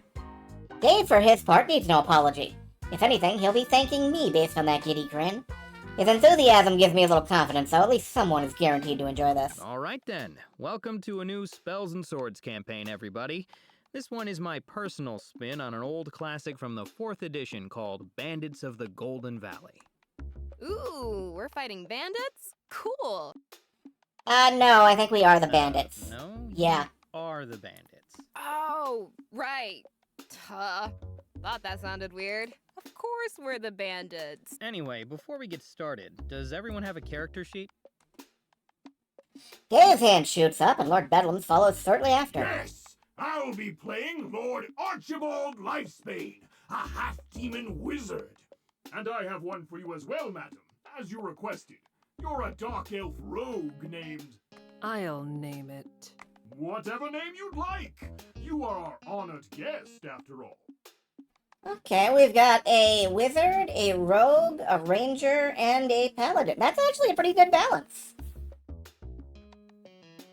Wow, even Lord Bedlam folds like a napkin in front of her. Probably smart of her. As Scorpion starts making changes on her character sheet, Kate pulls one of her own from her notebook. I'm all set too, don't worry. Scarlet Ravenblood, the human dark paladin, at your service. I mean, at your service darkly. In The Sims, you can take a personality trait called evil. And all it does is, like, append evil to certain emotions, like pet dog evilly, or donate to evil charity. And that is how I'm envisioning Kate's mental processes right now. Oh, good. I had a couple spares in case you needed one. I'm impressed, though. When did you put that together? This morning. It was no big deal. I found that you could do just about anything as long as you put in the research. That much is true, at least. And that leaves... I'm Dave. Yes, we know. No, not me. I'm Dave, and I'm playing Dave. Dave the Ranger. Yeah, that's about what I expected. Fascinating. Better step in and get this moving before it gets completely derailed. All right then. Lord Archibald Lifespane, Scarlet Ravenblood, Dave, and... Sorry, ma'am. What did you say your character's name was again? I didn't. Right. Sure. That keeps things simple, I guess. So anyway, you people, all of you, even those without names, have separately traveled to the city of Ilix, a hive of villainy and other exciting family activities. Great trails, scenic views, very outdoorsy. Very outdoorsy city. Okay. You like it, Kate. Coffee may not be up to your standard, though, being that it doesn't exist. Tea does, but it's terrible. Anyway, all that really takes a backseat to the whole villainy thing. It's not that the place has lots of crime, it's that there is no crime. It's entirely lawless. Excellent! Truly a paradise. Alex is lawless. Very clever, Stanley. I'm trying to determine the pun here. Ilix? I don't get it. I manage a half-hearted chuckle. That better be a doozy of a name she comes up with, talking all this smack. But you four can handle it. So instead of getting mugged, each of you has separately found your way to a dimly lit tavern, occupied by a discerning, if unhygienic clientele of ruffians, mercenaries, and assholes. Alright, we need the tavern. Ah, sounds It's- wonderful. Reminds me of the old Independent Supervillain Association's monthly mixers. They were a real hoot. Until Arsonist Man had a few too many IPAs. Well, in hindsight, we probably shouldn't have let him join. Well, luckily for you, Arsonist Man isn't here. In fact, you, Lord Archibald, are the first of the party to enter. So, what would you like to do? Ah, excellent! I, Archibald Lifespade, gallantly enter the tavern, my cape flowing behind me like a majestic cape. Well, good. I'm glad we know where we stand with that. Directly behind him, apparently. This sounds familiar. I march to the bar, ignoring the stares of admiration that surely follow me, and order a glass of rosé. The barkeep doesn't know what that is. Oh, right. Then I order an IPA. He doesn't know what that is either. What? Preposterous! Everywhere has IPAs. Surely they could scrounge one up for the famous Lord Archibald Lifespane, firstborn son of Duke Alfred Lifespane, steward of Lifespane County. That's a lot of life spaning. Or a lot of life being baned? A lot of bane. It's baney. You're right. Sorry, Lord Bedlam. My mistake. The barkeep brings you an IPA. This is going to be tricky. Better move on to someone who can't threaten my life or career. Anyway, Scarlet Ravenblood, you enter the tavern next. What do you do? Oh, already? Okay, hold on. A lone warrior strides through the door, armor clanking as they move. It glints in the dim light of the tavern, but darkly, for it is as black as the deepest pit. Oh, she's trying. And so is their soul. She is putting in an effort. Bless her. It's just, she's so bad at it. The warrior's name, Scarlet Ravenblood. That's me. As I arrive, my violet orbs scan the room. Oh, your orbs, you say? Have you written fanfic before, Kate? Wait, sorry. Did you just call your eyes orbs? Yes, shut up. You can't just use eyes all the time. That's boring. Anyway, my orbs eventually find a secluded table in the most shadowy part of the tavern. And I walk over, armor clanking. I take a seat and call for a waiter. Yeah, now I'm thinking of that one Tale of Eduardo or whatever it is, where they have so many shadowy corners in the tavern that it's fucking non-Euclidean. Built in the shape of a pentagram or something. A dwarven woman approaches. What will you have, moody-looking stranger? An ale. The darkest ale you've got. Like, really super dark. The waiter leaves and soon returns with your ale. It's definitely dark, and it tastes kinda grimy. Perfect. I sip my ale and brew. Okay, roll to brood. Really? Oh, okay. That's a breath of laugh if Kate actually rolls her dice. Wow, 18. Very successful brood. You look incredibly imposing as you drink your dark, questionable ale from the shadows. Thank you. And the next person to enter the tavern is... Me, I assume. I enter the tavern and sit exactly 6 feet away from the door, as close to the wall as I can. If there are no seats in that spot, I move one there. Yeah, she's an ex-assassin, alright. I then order a glass of their finest red wine. If it is not their finest wine, then I explain to the waitress that their blood will do instead. Red is red, after all. Supervisor, put in an order for some red wine, please. Very expensive. Well, luckily for the waitress, she manages to find some very nice red wine. Some of the best red wine you've ever tasted. I doubt that. I'll mark it down as acceptable. Works for me. Anyway, last up is Dave. What do you do?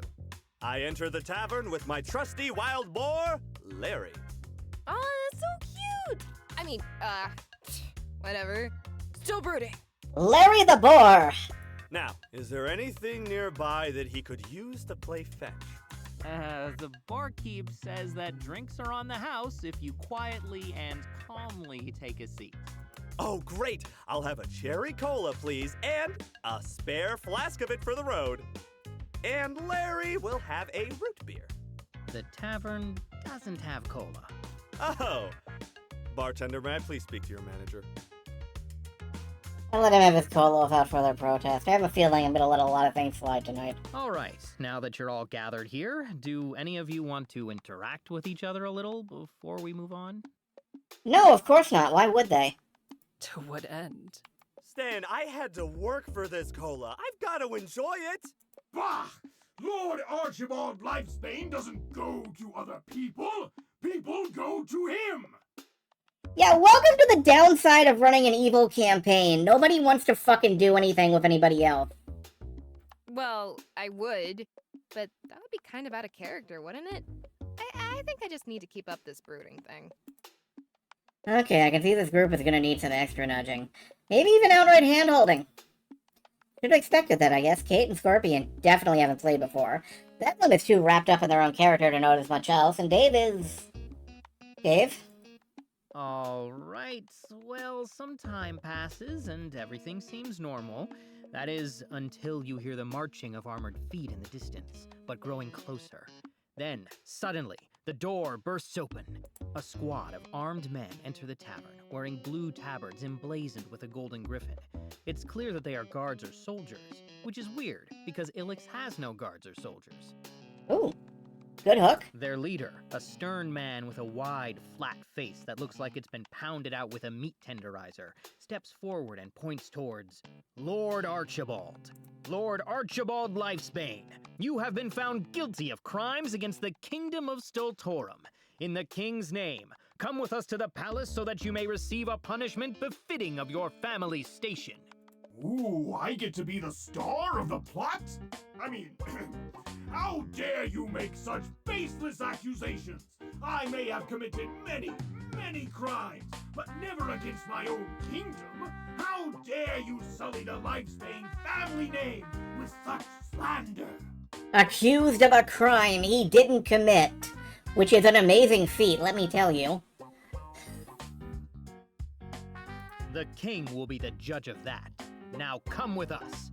Nonsense! Lord Archibald Lifesbane surrenders to no man, or woman, or 63% of the world's known monsters.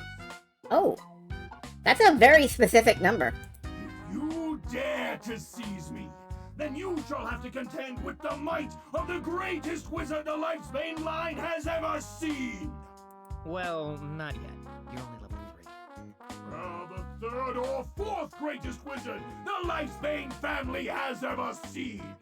And the aid of any soul who cannot stand the sight of such imperialism in this free city. Ahem. Oh, I'll help you, Lord Lord Archibald. Larry, get him! I rolled some dice for the guards and Larry. Ooh, yikes. Bad roll for Larry. Okay, so Larry gets up, squeals with fury, and farts. Then he sits back down. Come on, Larry, we trained for this. How are you gonna win Best in Show back home if you can't even attack people right? I'm filtering this through the fact that Dave does not really know what in character means. And, that's a fun statement.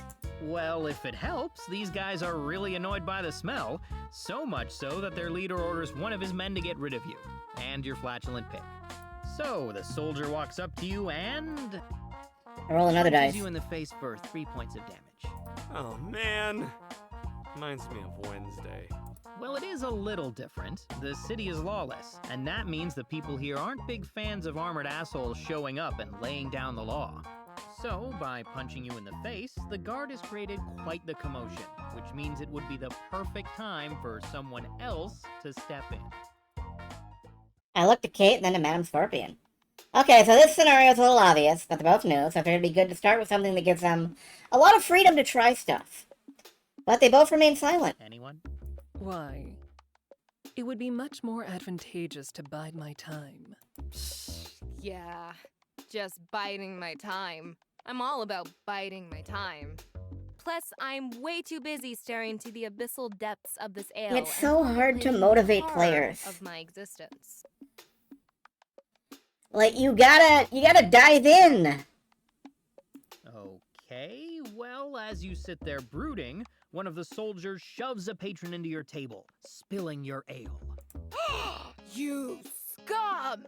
How could you do this? It was one of the few truly pure things left in this world, and you destroyed it, murdered it in cold blood. I unsheath my sword. Now, don't rush into things, dear. All that bravado won't be necessary. Just leave this to me, Besides, I believe you've used too many actions. Oh no, for one turn. they're trying to mirror each other. What? No, I haven't done any actions. I just started. And I, as I always do, shall finish it. Finish? But, meaning no offense, madam, I had a big plan and... Scott, Game Master, I'm pretty sure I didn't finish my turn earlier. Shouldn't I have the chance to go? I'm the star of this whole scenario, aren't I? Yeah, Lord Bedlam's the star. We're all just moons in his orbit. I don't like that these two are... I don't like that the blinks are synchronizing. That's weird.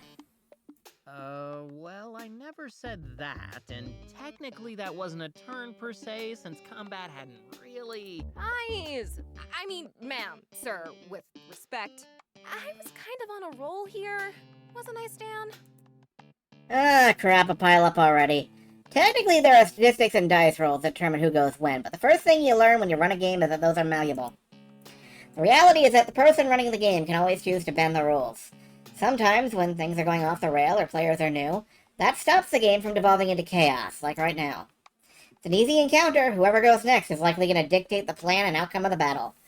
Who should I let make the next move and set their plan into motion? Oh, no. Do I look good for my boss? Or do I look good for the girls?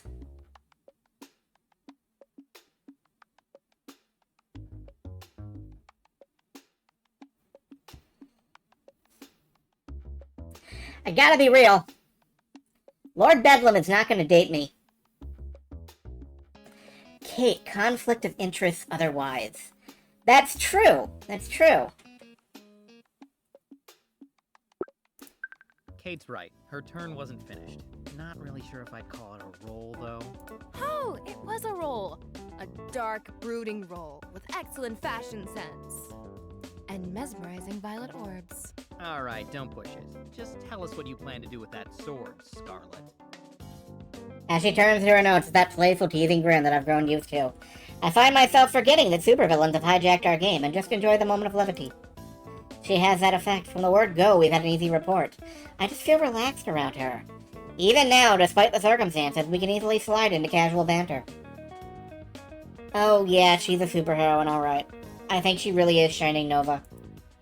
That's not gone unnoticed either, if the eyebrow I'm getting from Madame Scorpion is any indication. Hastily, I clear my throat and straighten my posture, but it does little to dull that razor-sharp glare. Okay. I raise my blade and imbue it with the essence of fear. Pure black flames come to life across its steel surface. With my burning blade, I swing it in a mighty arc towards one of the soldiers. But my target isn't his head or his heart, it's his armor! So, you're using shatter armor? Yeah, I just didn't want to say it. It ruins the poetry of the moment to call out some technical sounding attack name. No, I like technical sounding attack names. Right. The thing is, Essence of Fear triggers on your next attack, and its impact depends on how much damage you do. Oh, sorry, I didn't want to start out with anything deadly. Did I use it wrong? No, just unconventionally. I wouldn't have thought of it. Let me look it up. No need, Stanley. I can't understand why you'd avoid a more lethal attack, but it can work in theory. The fear effect is amplified based on a killing blow. So if you successfully shatter the armor, it should work in the same way. However, if the armor isn't shattered, nothing happens. Did she memorize the rulebooks? Oh, well, that makes sense. How did you know that? Why, it's just as our dear Kate said. You can learn anything if you put She in did. research. I shrug, but don't press further. Seems like something that would take a lot more work to remember than casually searching about spells and swords on the internet. But if Scorpion doesn't want to explain it beyond that, no one here can tell her otherwise. Certainly not me.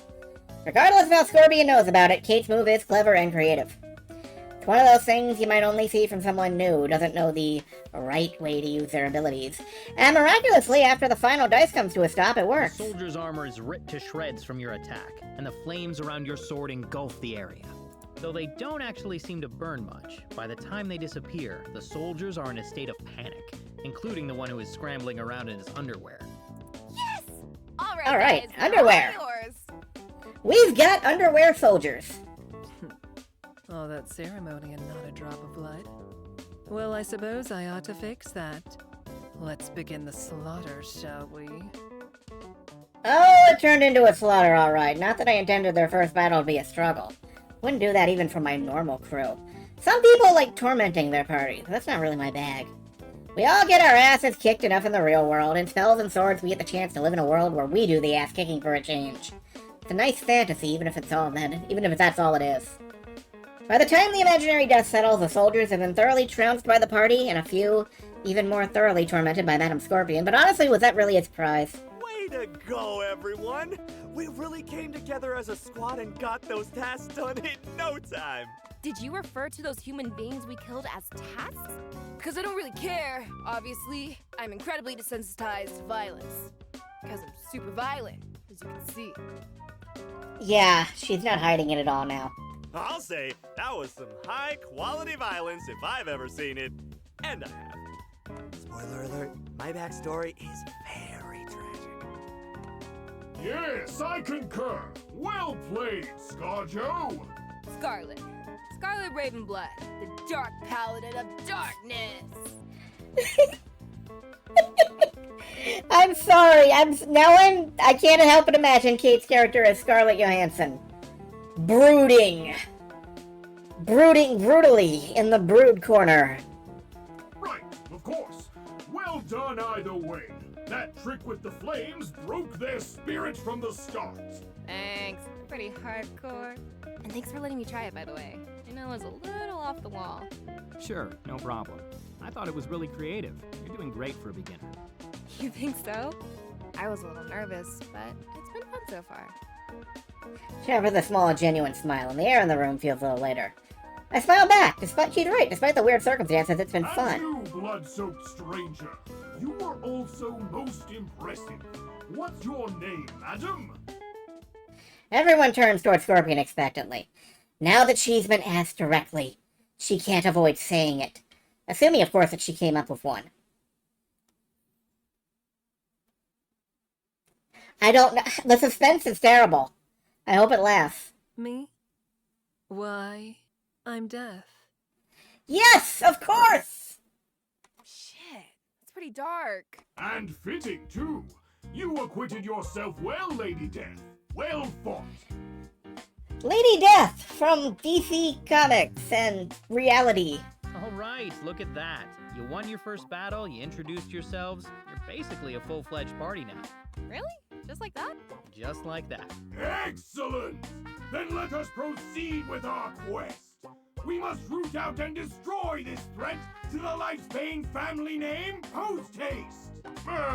Whatever that threat is exactly. We should probably find that out. Good idea, sir. Luckily for you, you may have your answers soon. For as the dust settles, a wizened old man picks his It's way the old guy in the towards tavern. you. He calls out, The #1 source of exposition. Oh, thank goodness you're alive, Lord Lifespan. I was worried those ruffians would strike you down before I could find you. You see, I have something vitally important to. I stab him. You what? I mean, sure. Life's pointless anyway. But he was about to tell me vital information about... Stanley, roll the dice. I glance to Lord Bedlam and shrug apologetically. It's a fair action. I can't really stop her, so with some hesitation, I roll for the old man. that is one very dead old guy. Damn. Your knife goes right through his heart, killing him instantly. Naturally. Next, I clean my blade and search his pockets for any kind of note or parchment. I frown and glance down to my notes. Can she read them, or is this sort of thing just predictable for a supervillain? After taking a second to confirm the man's inventory, I turn back to You Scorpion. find a letter addressed to the man from Lord Archibald's long-lost younger brother. He has allied with the Kingdom of Stoltorum to steal the Lifespan family throne, and sent this man here to lead you astray, in case the attempt on your life failed. By the demon god Carnanthium! What a shocking twist! Betrayed by my own flesh and blood! Is this foreshadowing? Lord Bedlam continues his monologue, but I find it hard to pay attention. Instead, I'm staring back at my notes. No, she couldn't have read them. There was no opportunity for her to.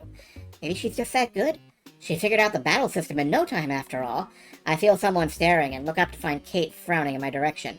She's thinking the same thing I am, isn't she? I shrug and chance to look at Scorpion before moving on. Maybe one day I'll find something worth risking her wrath for, but this isn't it. Eventually, Lord Bedlam runs out of steam and the party moves on. As time passes, they grow more comfortable with the game and each other. Even when I give them a challenge, they tear through it. Because of her performance in their first battle, Kate's character takes the lead and the others that follow. I can tell she's getting a kick out of it, even if she goes a bit over the top with the description sometimes. It's fun to watch. The only one not caught up in Kate's energy is Madame Scorpion. Though she was never as enthusiastic as the others, I notice her practiced smiles have become slightly more strained. After many battles and nearly as many monologues, they raid the capital of Stoltorum and face off against the King of Stoltorum in his throne room.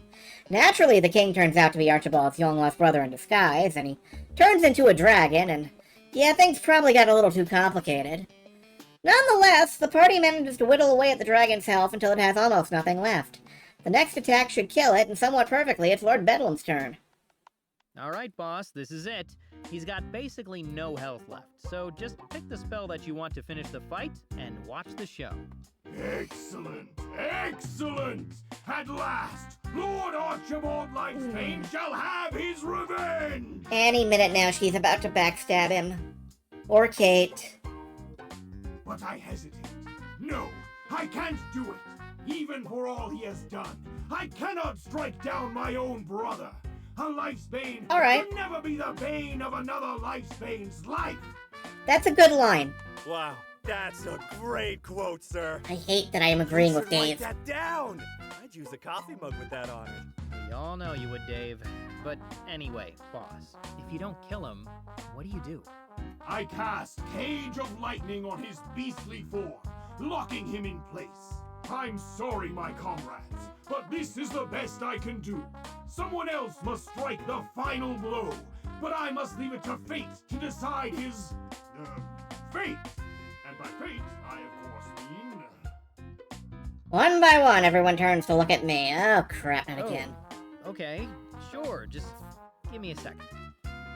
I frown and flip through my rulebook. That was surprisingly humble of Lord Bedlam. I don't know who should go next. Deciding my turn wouldn't be fair, and a roll feels wrong under these Just pick circumstances. yourself, Stanley. I'm sure you'll make the right decision. Yeah, I trust you, buddy. Just think of what your supervisor would do. Oh, okay. If you guys think that's fair, I'm cool with it. No pressure, Stan. We won't hold a grudge, right? Dave remembers something non-committal, and Scorpion lets out a judgmental sound. Definitely does not sound like grudge with her off the table. No sense putting it off. The person who gets the first try at dealing the final blow is... Dave. Dave the Ranger. You won't let me down, will you, Dave? Dave of Clan Dave. You're up. Guys, really? What an honor! I won't let you down, Lord Bedlam.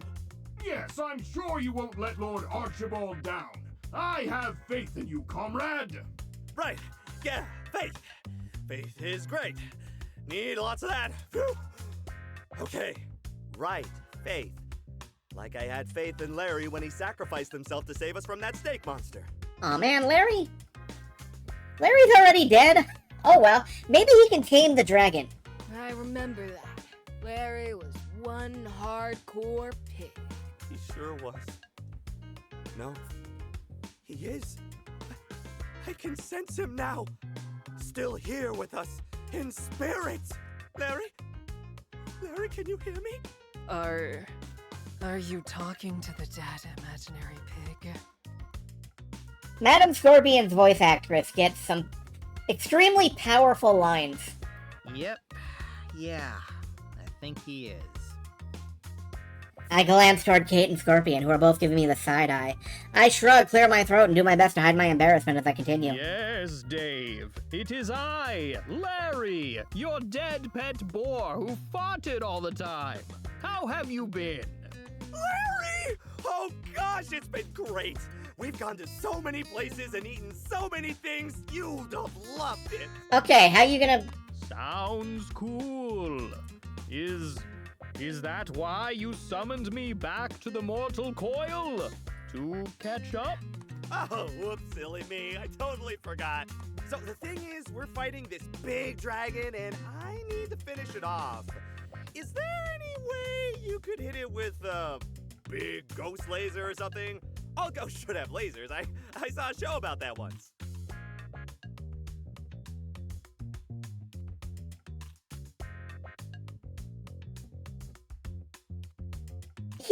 He's not wrong.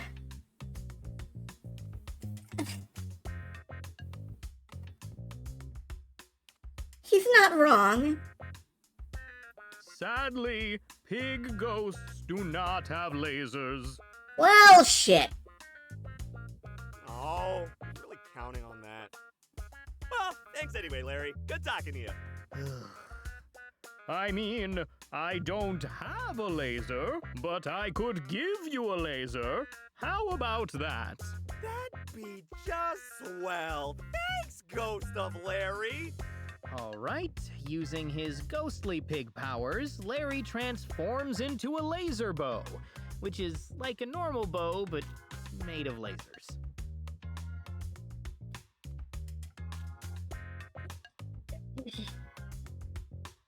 You know what? In RPGs, you can do anything you damn well want, including have a pig laser bow. As you grab Ghost. it, you can feel the power of your friendship. You also smell something funny, but you get past it. Oh, wow. Okay. Okay, the laser of friendship. Fire it at the dragon's head. Okay, rolling for laser arrow. It's a direct hit. The laser arrow fires with a big lasery boom and blasts the dragon right in the face. As it hits, you think you hear a triumphant oink, followed by a fart. And then the dragon falls dead, his neck smoking where his head used to be. Far Cry Blood Dragon, folks. That's basically the plot. That's how it works. Well struck. Just as I'd expect from a supervisor. Yeah, that was pretty metal. Yes, that was very poetic. Thanks, guys. I think lasers are pretty neat, so I wanted to make sure to use one. And I only got the chance because of you, Stan. Thanks for picking me and for inviting me to the game in the first place. It's been great to hang out with you outside of work for a change, best buddy. Oh, sure. No problem, man. Glad you've had a good time. And on that note, that concludes tonight's Spells and Swords adventure. I don't think I've ever gotten that far with a brand new party before. Nice job. Oh, it's over? Well, yeah. You defeated the dragon / Lord Archibald's long-lost brother, and that's that. Not really much else to do. Nonsense! There's always more to do. The tireless work of Lord Bedlam is never done. Or Lord Lifesbane, for that matter. Why, I have a whole county to get in order. Yes, Dan, he's got a whole country to worry about. That's plenty. As a squad supervisor, I would know how tough that is. A country is at least 6 or 7 squads worth of people. Maybe 8. I like that we went from county to country. So, you want an epilogue or something? Yeah, an epilogue! That's perfect! I think. Yes, an epilogue will do nicely. The legend of Lord Archibald Lifesbane deserves to be wrapped up with great... All right, we're wrapping it up. Wouldn't you Good. all agree? Sure. After all, the Dark Paladin's brooding is never done. It is infinite, like the black pit in the depths of my soul. I have other matters to attend to. But if all of you are staying... Oh, it's okay, ma'am. If you need to take any notes, I could forward them to you in the morning. So eager to be rid of me? No, of course not, ma'am. I was just... Trying to be dutiful, I know. A kind gesture, but misguided. It's not the game I'd be taking notes on, but the players. I glance between the two women for a moment. I feel like I've missed some subtext here. There's been a weird tension between those two all night, but I can't pin it down. Well, if you're all staying, then I guess we might as well continue from where we left off. All right, you're all still in the throne room.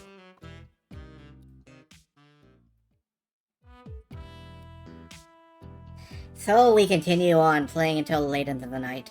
I don't have much of a plan, and there isn't enough time to create another sprawling adventure, but no one seems to mind. When Madame Scorpion and Lord Bedlam showed up, I thought things would be awkward and claustrophobic, but it's actually been one of the more entertaining one-shot S&S sessions I've ever had. Sure, every now and then there would be a really real fear that Scorpion was about to decapitate someone, but hey, that's how this whole henchman thing goes, isn't it? And you know, some nights it's really not so bad. Could've really used that extra cash, though. Finite Crisis, Issue 6, and that's where we're gonna save and leave off for the night.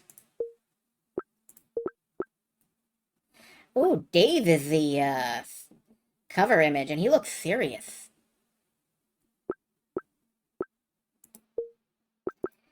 Anyway, that's where we're gonna leave off for the night. I think it went pretty well. We got to make some choices. We got to raise Dave's opinion of us. If we end up with Dave, I may cry. But and I got to raise, we got to raise the dead and fire a pig laser bow made of lasers.